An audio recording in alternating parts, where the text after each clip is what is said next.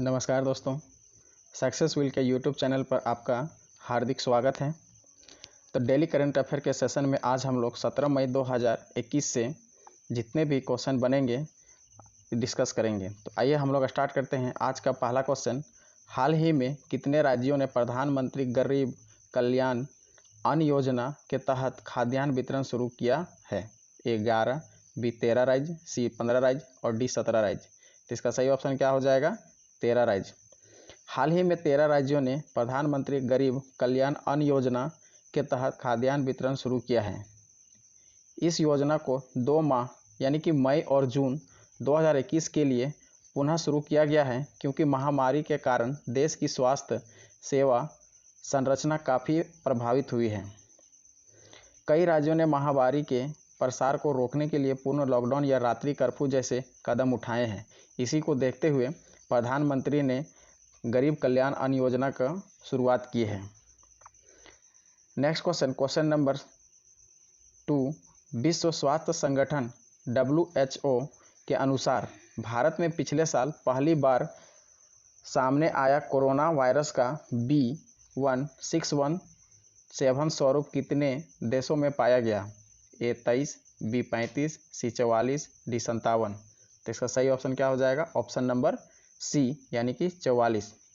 कहता है WHO ने कहा कि कोरोना का B1617 वेरिएंट पिछले साल अक्टूबर महीने में भारत में पाया गया था, जो अब WHO के सभी 6 क्षेत्रों में यानी 6 क्षेत्रों में 44 देशों में पाया गया है। भारतीय वेरिएंट अब तक 4500 से ज़्यादा सैंपल्स में मिल चुका है। WHO के अनुसार भारत के बाहर इस वेरिएंट में संक्रमण के सर्वाधिक मामले यूनाइटेड किंगडम के सामने आया है। Next question number 3, supreme court के द्वारा ऑक्सीजन आपूर्ति में सुधार लाने के लिए गठित राष्ट्रीय कार्यबल में कितने सदस्य हैं? ऑप्शन आपके पास 4 ऑप्शन हैं। यदि आप जानते हैं तो कमेंट बॉक्स पर इसका आंसर आप दे सकते हैं। ऑप्शन आपका ए क्या है? 12, बी 13, सी 15, डी 17। इसका सही ऑप्शन क्या हो जाएगा? जल्दी से कमेंट बॉक्स पर आंसर बताएं। इसका सही ऑप्शन हो जाएगा 12 यानी ऑप्शन नंबर ए। कहता है सुप्रीम कोर्ट ने हाल ही में सभी राज्यों को वैज्ञानिक फॉर्मूले और ज़रूरत के आधार पर पर्याप्त ऑक्सीजन आपूर्ति सुनिश्चित करने के लिए शीर्ष मेडिकल विशेषज्ञों की 12 सदस्यीय नेशनल टास्क फोर्स गठित किया है।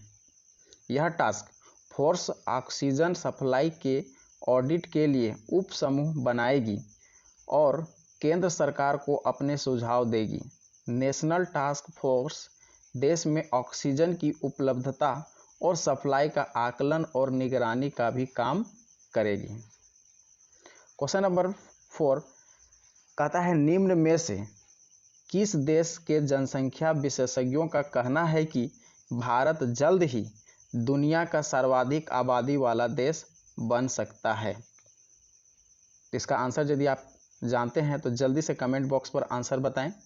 आपके पास 4 ऑप्शन हैं। ऑप्शन ए चीन, बी नेपाल, सी बांग्लादेश, डी जापान। तो इसका सही ऑप्शन क्या हो जाएगा? ऑप्शन नंबर ए यानी कि चीन।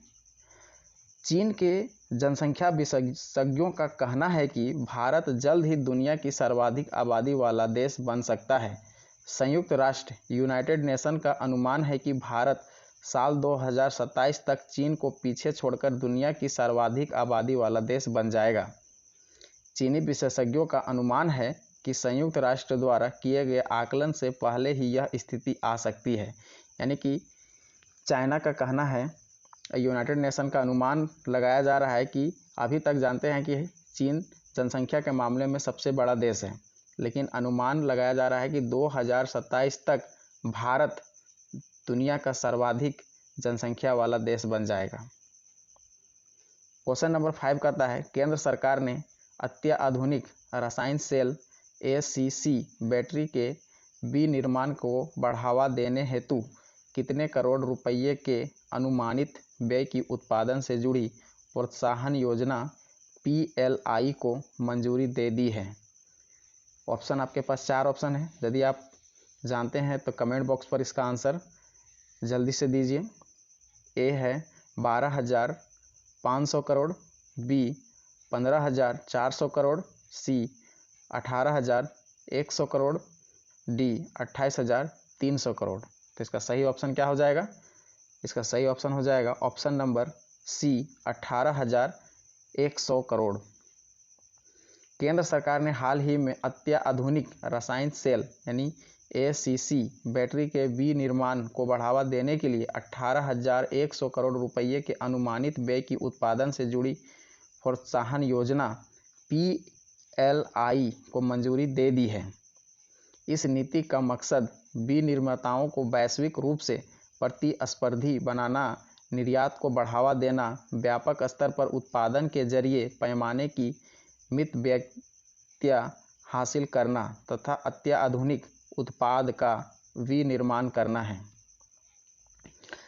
क्वेश्चन नंबर 6, हाल ही में किस देश ने 12 से 15 वर्ष आयु वर्ग के बच्चों के लिए फाइजर बायोएनटेक कंपनी की कोविड वैक्सीन को मंजूरी दे दी है?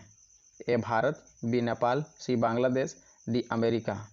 इसका सही ऑप्शन क्या हो जाएगा? Option number D America. America ने 12 से 15 वर्ष आयु वर्ग के बच्चों के लिए फाइजर बायोएनटेक कंपनी की कोविड वैक्सीन को मंजूरी दे दी है। इस प्रकार यह बच्चों के लिए स्वीकृति पहली कोविड वैक्सीन बन गई है। अमेरिका के खाद्य और औषधि प्रशासन ने 12 से 15 वर्ष के बच्चों को शामिल करने के लिए फाइजर वैक्सीन आपात उपयोग का दायरा बढ़ा दिया है। क्वेश्चन नंबर 7 क्या कहता है कि drugs controller general of India DCGI ने 2 से 18 साल के उम्र के बच्चों के लिए किस वैक्सीन के ट्रायल को दूसरे और तीसरे चरण के लिए मंजूरी दे दी है? ए स्पुतनिक 5, बी कोवैक्सीन, सी कोवाशील्ड, डी इनमें से कोई नहीं। तो इसका सही ऑप्शन क्या हो जाएगा? Option number B Covaxin. कहता है drugs controller general of India DCGI ने 2 से 18 साल के उम्र के बच्चों के लिए कोवैक्सीन के ट्रायल को दूसरे और तीसरे चरण के लिए मंजूरी दे दी है। DCGI की तरफ से मंजूरी मिलने के बाद हैदराबाद की भारत बायोटेक 525 स्वस्थ वॉलंटियर्स पर कोवैक्सीन के दूसरे और तीसरे चरण का ट्रायल करेगी। ट्रायल के दौरान पहली और दूसरी वैक्सीन का डोज 28 दिनों के अंतर पर दिया जाएगा, यानी कि लगभग 1 महीने के अंतर है। पहला डोज आपको मिल जाएगा, उस दिन से 28 दिन के 28वें दिन के बाद आप सेकेंड डोज ले सकते हैं। क्वेश्चन नंबर 8 कहता है कि निम्न में से किस देश ने कोविड-19 को लेकर एहतियाती कदम उठाते हुए 13 मई से भारत और अन्य दक्षिण एशियाई देशों के पर्यटकों का प्रवेश रोक दिया है? ए श्रीलंका, बी नेपाल, सी बांग्लादेश, डी मालदीव। इसका सही आंसर क्या हो जाएगा? Option number D Maldives. Maldives ने कोविड-19 को लेकर एहतियाती कदम उठाते हुए 13 मई से भारत और अन्य दक्षिण एशियाई देशों के पर्यटकों का प्रवेश रोक दिया है। मालदीव सरकार ने कहा है कि यह नियम पिछले 14 दिन में दक्षिण एशियाई देशों की यात्रा करने वाले लोगों पर भी लागू होगा। हालांकि वैध वर्क परमिट वाले हेल्थ केयर प्रोफेशनल को छूट दी गई है। क्वेश्चन नंबर 9 कहता है अंतर्राष्ट्रीय परिवार दिवस हर साल किस तिथि को मनाया जाता है? ए 12 मई, बी 15 मई, सी 18 मई, डी 20 मई। इसका सही आंसर क्या हो जाएगा? कमेंट बॉक्स पर जल्दी से आंसर बताएं। इसका सही ऑप्शन हो जाएगा ऑप्शन नंबर बी 15 मई। हर साल 15 मई को परिवार की अहमियत बताने के मकसद से इंटरनेशनल डे ऑफ फैमिलीज यानी कि अंतर्राष्ट्रीय परिवार दिवस मनाया जाता है। परिवार के महत्व को बनाए रखने के लिए 1993 में UN जनरल असेंबली ने हर साल अंतर्राष्ट्रीय परिवार दिवस मनाने की घोषणा की थी। तब से इसे हर साल 15 मई को मनाने की घोषणा की गई थी। इस वर्ष के इंटरनेशनल डे ऑफ फैमिलीज़ का theme families and new technology है। आपको ये थीम को याद रखना है, एग्ज़ाम में पूछ सकता है कि इस बार जो 15 मई को फैमिली और फैमिली डे मनाया गया है, इंटरनेशनल फैमिली डे, उसका थीम क्या था? तो ये थीम क्या था? Families and new technology.